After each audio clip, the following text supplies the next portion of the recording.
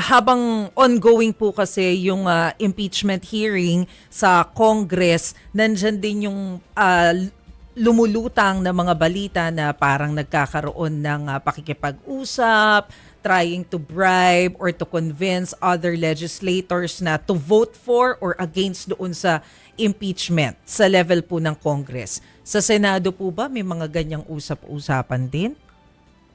I cannot comment sa Congress po. Sa Senate. Ang sinasabi lang naman po ni Senate President sa amin sa ikang lounge na maging si Senator Ping paulit-ulit na you vote according to the evidence, you make decisions according to the pieces of evidence presented before you. Yun ang sinasabi yung mga experience na po dyan sa impeachment trial. Sila Senator Soto, sila Senator Ping, yan po yung mga sabi ho nila. So, wala pa ho kaming experience. So, well, I guess we really have to do that.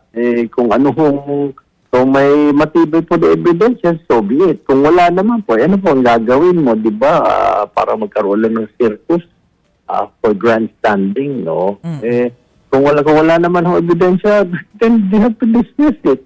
Kung may ebidensya din, so be it. Di po ba, ganun lamang ho yun